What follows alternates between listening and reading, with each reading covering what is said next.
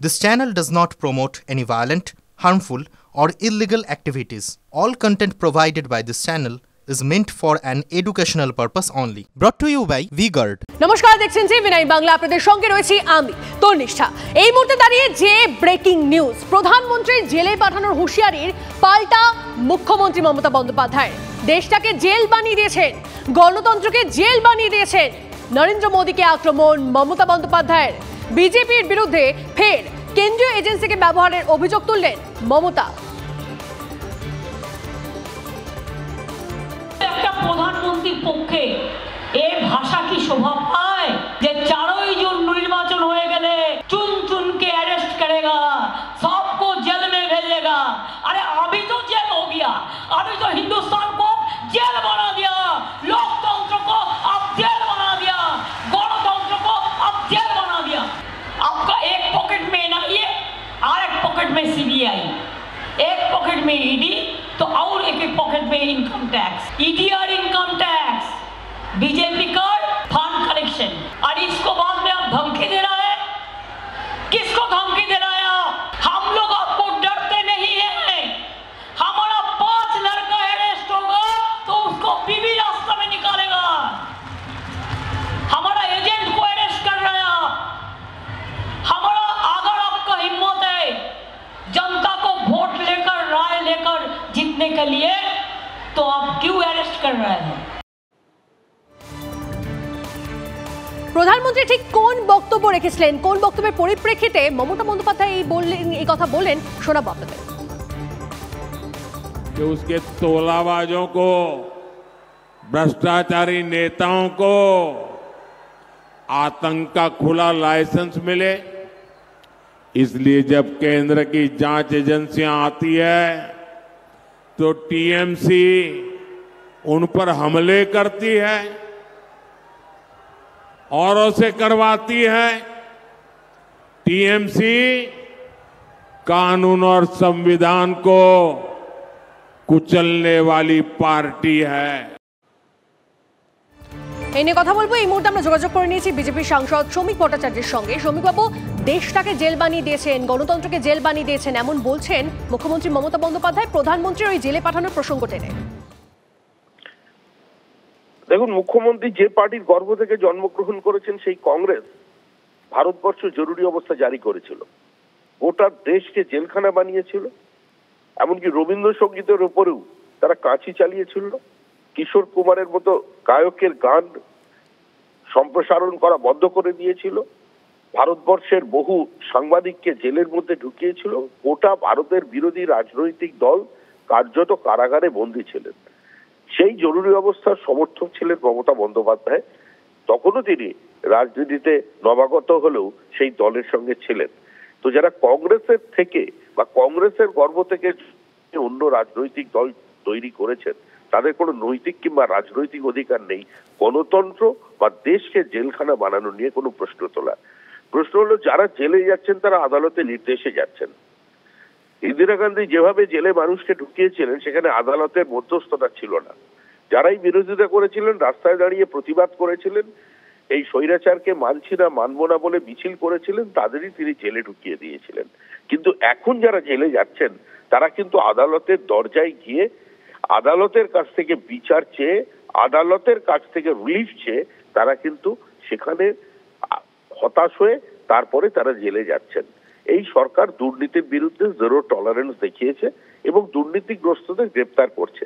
মানুষ এই সরকারের সঙ্গে আছে। শ্রমিকবাবু, মমতা বন্দ্যোপাধ্যায় বলছেন যে দুর্নীতি থাকলে প্রমাণ করুন, মানে চ্যালেঞ্জ করছেন তিনি। তাহলে দুর্নীতি থাকলে তো প্রমাণ করুন। তো রাস্তায় যে বাচ্চা ছেলেগুলো বসে আছে, 40,000 চাকরি যে বিক্রি হয়ে গেছে, নাকি প্রমাণের অপেক্ষা রাখে নাকি? আইনি শিলমোহর লাগাতে দেরি হয়, আইনের দীর্ঘসূত্রিতা প্রত্যেকের জানা, কিন্তু এরপরেও মানুষের কেন্দ্রীয় তদন্তকারী সংস্থার উপরে এবং আইন যারা প্রণয়ন করে, মানে আইন যাদের হাতে আছে সে আদালতের উপরে মানুষের ভরসা আছে। শুধু একটা কথা স্মরণ করিয়ে দিই যে দিল্লিতে দাঁড়িয়ে সীতারাম ইয়েচুরি আর ডেরেক ওব্রায়েন একসঙ্গে পদযাত্রা করছেন ইডি সিবিআই এর এই স্বেচ্ছাচারিতার বিরুদ্ধে, বিজেপির পলিটিক্যাল ভেন্ডেটার বিরুদ্ধে। তাহলে একটু নিয়ে আসুন না, সীতারাম ইয়েচুরিকে নিয়ে আসুন কলকাতায়, ডেরেক ওব্রায়েন আর সীতারাম ইয়েচুরি একসঙ্গে পদযাত্রা করুন কেজরিওয়ালের সমর্থনে। কংগ্রেস, কেজরিওয়াল বলছেন যে সভা করেছে বিরোধীরা কেজরিওয়ালের গ্রেপ্তারির প্রতিবাদে, আর কংগ্রেস বলছে এটা কোনো ব্যক্তির জন্য সভা নয়, এটা আমাদের ঐক্যবদ্ধ সভা। বেশ, বোঝা আছে। তো অনেক ধন্যবাদ আমাদের সঙ্গে কথা বলার জন্য। কথা বলছিলাম বিজেপি সাংসদ শ্রমিক ভট্টাচার্যের সঙ্গে। এটা নি ওইটা ইনভার্টার এসি। আপনি তো গ্যাম্বলার তাই না? গ্যাম্বলার? জুয়া খেলেন না? তুমি জুয়া খেলো? না, যা খুশি বলে যাচ্ছে। এত দামি আর ডেলিকেট এসি কিনে স্টেবিলাইজার যদি না নেন, সেটা জুয়া নয় তো কি মজাই? শুধু একটা ফ্লাকচুয়েশন আপনার ইনভার্টার এসির পার্টস ড্যামেজ করতে পারে। তাকে ভি গার্ড দিয়ে সুরক্ষিত রাখুন। V Guard, India's number 1 stabiliser.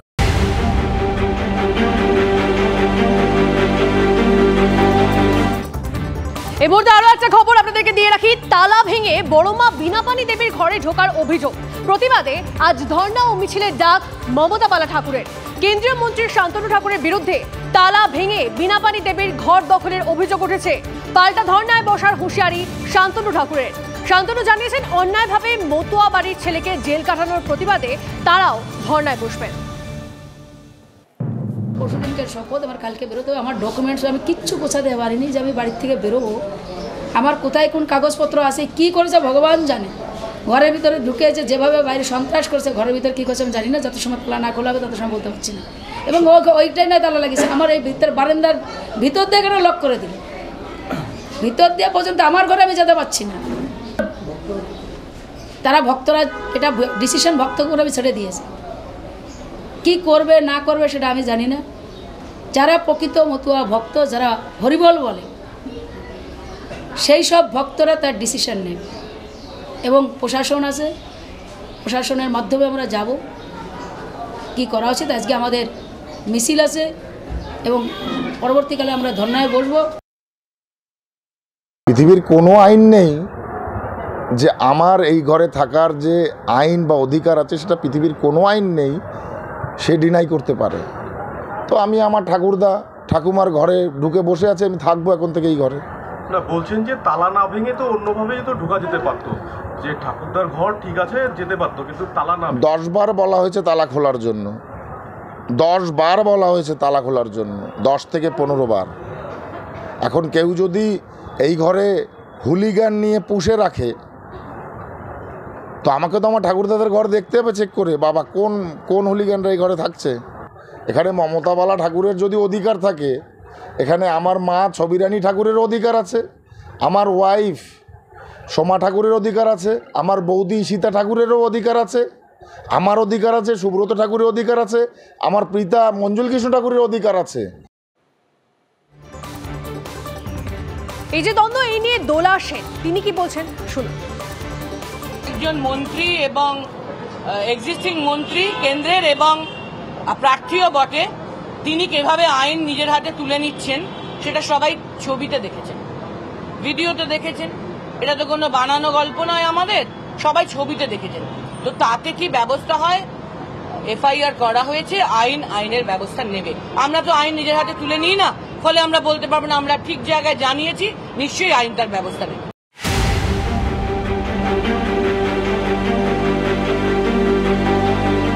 Brought to you by V Guard.